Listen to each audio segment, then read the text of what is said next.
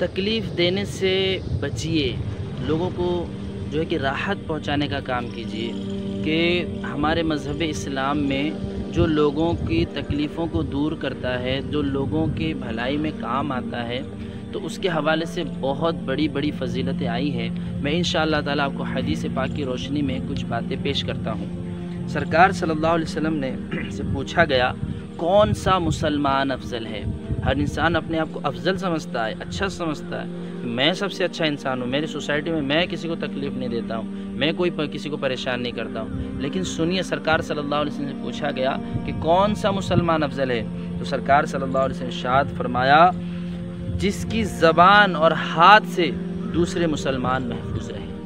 زبان اور ہاتھ سے، زبان سے بھی محفوظ رہیں اور ہاتھ سے بھی محفوظ رہیں۔ ہاتھ سے تو بہت سے لوگوں کے محفوظ رہ جاتے ہیں، لیکن زبان سے محفوظ نہیں رہتے۔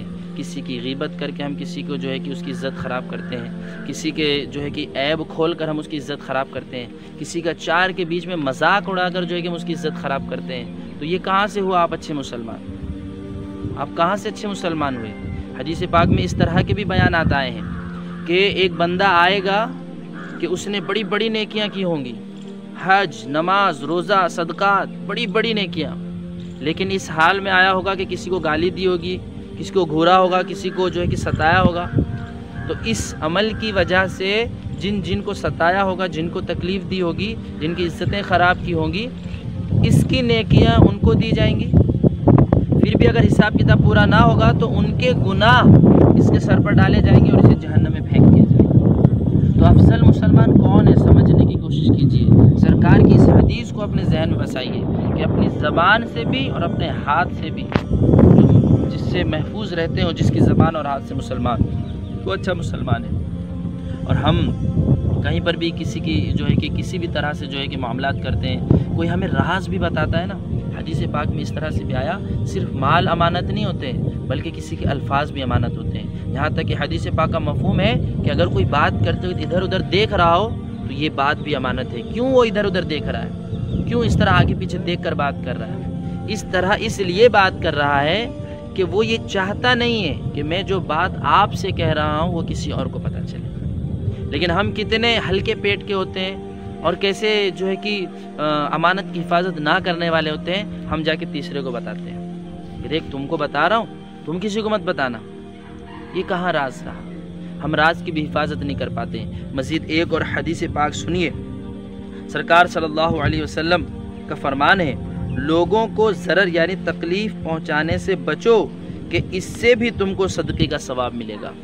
سبحان اللہ۔ اور ایک حدیث پاک سنیے، جو مسلمانوں کے راستے سے کوئی تکلیف دہ چیز دور کرتا ہے تو اللہ تعالیٰ اس کے بدلے میں اس شخص کے لیے ایک نیکی لکھتا ہے، اور اللہ جس کے لیے ایک نیکی لکھ دے تو اس کے لیے اس نیکی کی وجہ سے جنت واجب فرما دیتا ہے۔ سبحان اللہ۔ اور جو کسی مسلمان کی تکلیف دور کرے، اللہ تعالیٰ اس کی بدولت قیامت کی مصیبتوں میں سے ایک مصیبت اس سے دور فرمائے گا۔ سبحان اللہ۔ اندازہ لگائیے، غور کیجئے کہ اگر ہم تکلیف دیں گے تو آزمائش میں پڑیں گے، اور اگر تکلیف سے لوگوں کو بچائیں گے تو ہمارے لیے فائدہ ہی فائدہ ہے، دنیا میں بھی فائدہ ہے۔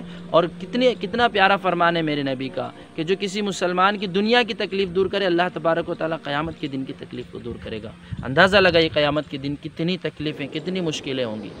ہمیں ان چیزوں سے بچنا چاہیے، اپنے آپ کو قابو کرنا چاہیے، کنٹرول کرنا چاہیے۔ کسی نے ہم کو بولا تو ہم بھی چاہتے ہیں کہ اس کو بولیں، اور ہم جتنا بولا ہوتا ہے ہم اس سے بہت زیادہ بول دیتے ہیں۔ پھر کچھ ایک بات ہم سنتے ہیں، اس کو جو ہے کہ اور مرچ مسالہ لگا کر جو کہ اور لمبا چوڑا کر کے اور کچھ ایڈ کر کے ہم دوسروں کو بتا دیتے ہیں، دوسروں کو بولتے ہیں، اس طرح اس کی عزت خراب کرتے ہیں، کسی کی بہن کی، کسی کی بیٹی کی عزت خراب کرتے ہیں، اور جو ہے کہ بس کبھی غصہ ہو جاتے ہیں تو جو من میں آیا گالی دیا، جو من میں آیا لڑ لیا، مار لیا۔ یہاں تک کہ افسوس کی بات یہ ہے، یہ تو عام لوگوں کو تکلیف دینے کے حوالے سے ہمارے معاشرے میں تو آج ماں باپ تک کو نہیں چھوڑا جاتا ہے، ماں باپ تک کو نہیں چھوڑا جاتا ہے۔ ذرا اندازہ لگائیں، ان چیزوں سے بچنے کی کوشش کیجیے۔ انشاءاللہ تعالی لوگوں کو تکلیف اگر دیں گے تو آزمائش میں پڑ جائیں گے، اور اگر تکلیف دہ چیز سے لوگوں کو بچائیں گے، لوگوں کے کام آئیں گے، تو انشاءاللہ اللہ کی رحمت سے امید ہے کہ آپ کی بھی دنیا میں بہت سارے کام بنیں گے اور آخرت میں بھی انشاءاللہ تعالی بیڑا پار ہوگا۔